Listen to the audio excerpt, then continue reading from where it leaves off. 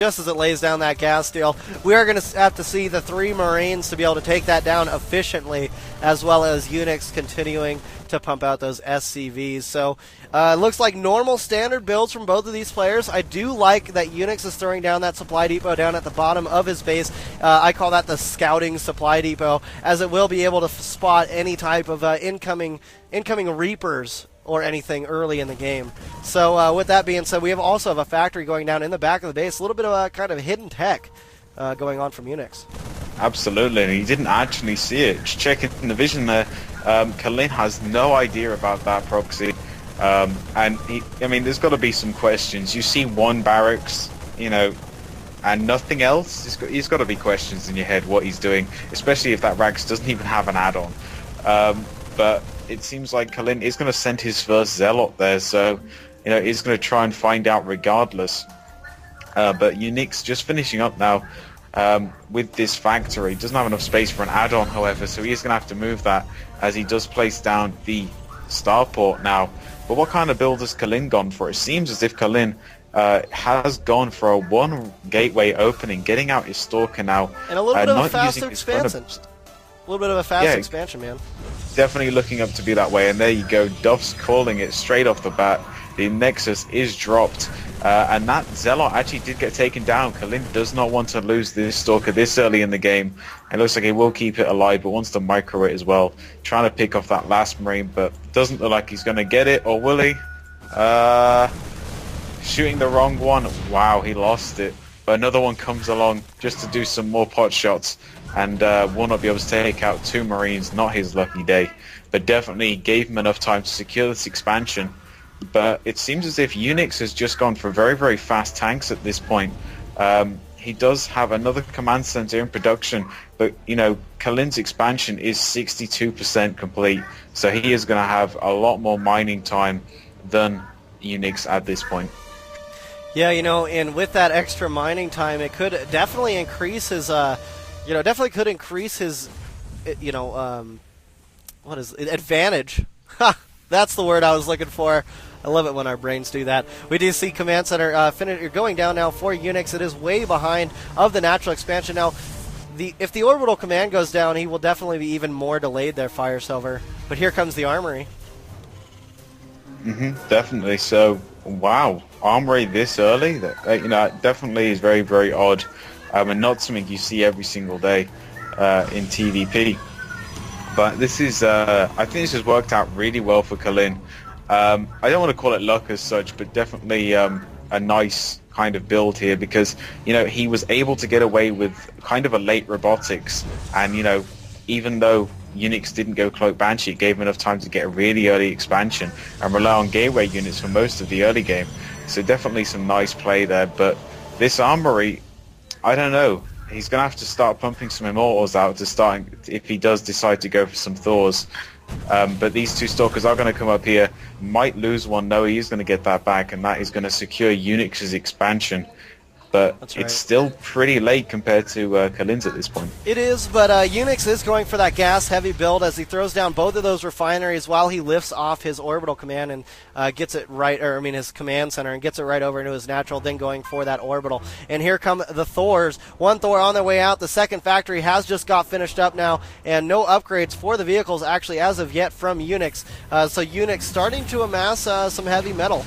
We are seeing Kalin start to take out the rocks in the middle of the map, maybe going for that high yield, also taking out the rocks to his lower third.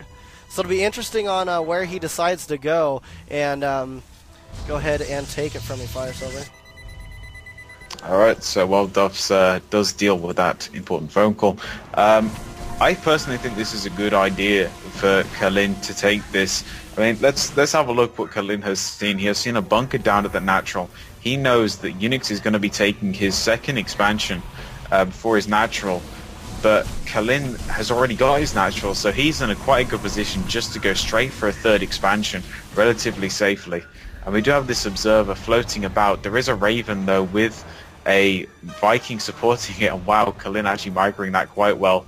Will manage to get that out of there and does destroy the rocks, but it seems as if Kalin is going to go with the lower third instead of the gold, maybe wanting to play it a little bit safer. That's how it seems, yeah. But actually, interesting, I found out that apparently gold expansions don't actually give you that much of a bonus stuffs. You actually get something like 3,000 less minerals overall for having a gold. Well, you get the thing is you get them more rapidly, and it comes in a lot faster than the normal. So the normal expansions may actually yield more towards the end of the patch. But if you take a look at the nodes there, man. If you look at the node count comparatively, there's 6 for the high yield, and there's 8 nodes for the natural expansions and the regular expansions. That means that there's, of course, more minerals there. The thing is with the high yield is you're able to pull in more at one time, so it gives you a little bit of an eco boost overall. And it definitely, you've only got 6 patches. That's less workers you actually have to produce to get that full saturation. But, I guess that really would depend on what kind of strategy you're going for. If you can use that massive boost to your advantage, that's definitely going to give you some huge advantage in the mid-game with all those bonus resources very, very quickly. But Unix is going to move out with these 2 Hellions quickly. See the gold was actually taken down, but nothing there. He also does see the Colossus are on the field.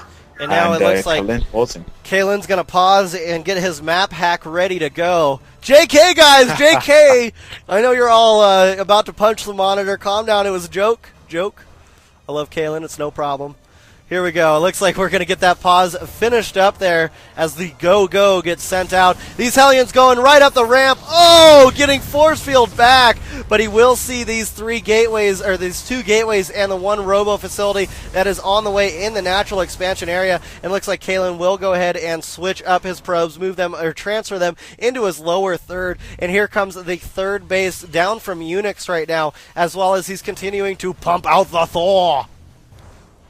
Yeah, I'm gonna be joining instead of Ollie for a while. Fire. So yeah. Right. But yeah. Another mech style. It is. So we're it seeing a seems that lot way. of heavy mech today, and not a lot of bio from Terran. And here come a couple more Colossus on their way out into the field, going to that natural expansion. And this 3rd base is in full swing here. I love how Kalen is putting that pylon down in the back of this, on top of this high rise, so he can get the high ground sight in case there's anything that does come up and deal some damage to that mineral line, like tanks or anything of that nature. We are seeing the probe count up to 71 compared to 50 here. So Kalen sitting in the lead right now in the economy. In his eco is looking. Well, actually, you know what? To be honest, they're actually quite even in their economies. Yeah, mules are imba, man. That's right. Finally an engineering bay going down for Unix, and he's getting his armor upgrades before his weapon upgrades, and that's very interesting. He's going for weapon plating 2 without going for he's going for armor plating, vehicle plating 2, and he's not going for vehicle weapon 1. That's right. But he's gonna be taking his gold, man. And we do see, that's right, the high yield will be going down. The gold standard is on the way. We do see the +2 attack upgrade finished up for Kalen's ground units. That means that they are awesome. And you know what's making them even more awesome is the fact that level 3 attack upgrade is going down right now and is about 40% complete. So once that finishes, I'm sure we will see a push coming in from Kalen, as he will have the advantage in the upgrades. Taking a look at what's going down, the plating upgrade still going down from Unix, so he's trying to counter the high attack upgrade that's going down from his opponent by getting this heavy metal and this heavy armor upgrade. Now ghosts are on their way out. Let's take a look. Is what's research out of this? Yes, the Ghost Academy has finished with the extra energy for the starting of the Ghost. So the Ghost will have that extra boost to get out that EMP right away. And Kalen going for a Ninja expansion. Yeah, this is a very interesting choice. He does see that it's a very intimidating army with Unix. Those Thors are just deadly, even if he's slightly ahead on his upgrades. But he decides, I'm not gonna take the gold because that's too risky. So he goes for his safe expansion. And the question is, how soon will it be scouted? Yeah, two photon cannons being placed there as well. And here comes the Nexus down in the high yield for Kalen. We could have a double shot because look at that. That gold standard is finished and his planetary fortress in it up. We also have a command center now going down right next to this, right next to the sensor tower. It'll be interesting to see how Kalen decides to go in on this push. Holy crap. Kalen's going around the back, does some damage to one of those supply depots and wards off all of his position. And here comes Unix with the ball of Thors, the heavy metal against all of these Colossus here. We're seeing this epic struggle go down. Point defense drone is down as well. These Thors taking some heavy damage from these +3 attack upgraded units that are out here for Kalen. Only the Colossus survive, taking down many of those Thors. All the Thors do get taken out, but oh yes, Viking play. The Vikings are taking out Colossus after Colossus, and I'd say great job by Unix. Yeah, very good job holding that off. Very, very good job. Very impressive. For a second I thought he was going to lose it when all of those Thors fell, but he cleaned it up with Vikings and 2-point defense drones. Oh yeah, that was awesome, man. That was really good. We are seeing the high yield down here for Kalen finishing up, so take those swigs because we've got another high yield. And Unix now moving out to his lower third. And I didn't notice there was actually 2-point defense drones that got thrown down here from Unix. So keep that in mind, as that did help him out desperately against those Stalkers. And we'll see how this goes. 3 Immortals now meeting up in the middle of the map here for Kalen, as Kalen's going to need to start to defend. Let's take a look at their economies here. We are seeing that Kalen is actually in the lead with his economy, quite in favor by 400, and is starting to gain more and more of that advantage as he starts to bring more units onto his high yield. And Dark Shrine! Yeah, but there are Ravens, there are turrets going... No, there are no turrets, there are only a sensor tower going up. And right now, Unix is trying to go for his 4th, but you know what, there's a force coming up. He detects that, he lifts his command center up, and Unique Kalen is just going to be delaying that. He's not going to be doing damage, he's just pushing and poking. And is he going to go for the gold? He knows that he can't go for the gold because there's a planetary freaking fortress down there. That's right. And you can't do anything about those. Well, you can, but it definitely takes some resources and some... takes 30 banelings. Yeah, 30 banelings.